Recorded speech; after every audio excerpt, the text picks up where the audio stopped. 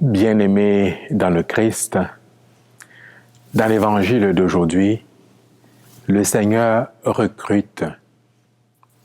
Le Seigneur embauche, mais pas pour n'importe quel métier.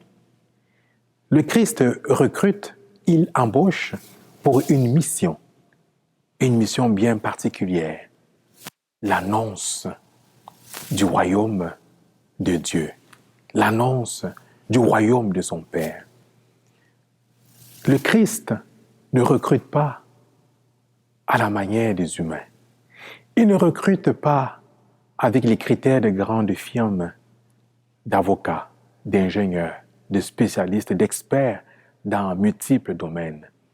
Non, le Christ n'écrase pas les candidats avec des exigences énormes, des années d'expérience.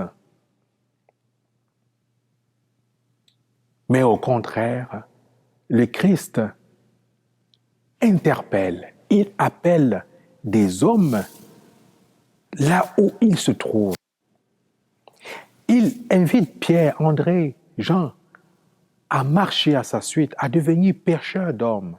Et pour ça, il s'en va où? À la pêche, au bord de l'eau. Là où ces hommes sont en train de pêcher, il s'en va là-bas, les interpeller, les appeler pour faire d'eux des pêcheurs d'hommes.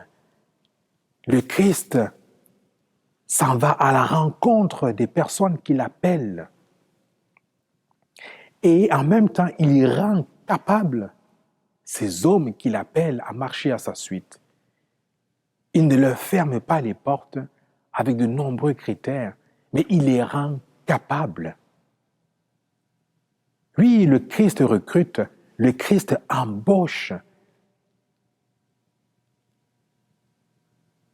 Bien-aimé dans le Christ, il est de notre mission en tant que baptisés de poursuivre son œuvre, cette annonce du royaume de Dieu, cette annonce de la bonne nouvelle. Mais pour ce faire, nous sommes invités chacun et chacune à être comme le Christ, des hommes et des femmes qui interpellent, qui appellent des recruteurs et des recruteuses pour la mission, pour la moisson qui est abondante, mais dont les ouvriers sont peu nombreux. Nous sommes donc invités à interpeller nos frères et nos sœurs et à ne pas les écraser avec de nombreux critères, mais en faisant confiance et en priant le Seigneur avec l'assurance que c'est lui qui rend capable ces hommes et ces femmes qu'il appelle pour cette mission d'évangélisation, cette mission d'annonce de la bonne nouvelle. Oui, bien-aimés dans le Christ, appelons nos frères et nos sœurs pour cette belle mission. Recrutons nos frères et nos sœurs, pas à la manière de ce monde, mais en discernant, en reconnaissant les charismes de nos frères et de nos sœurs. Amen.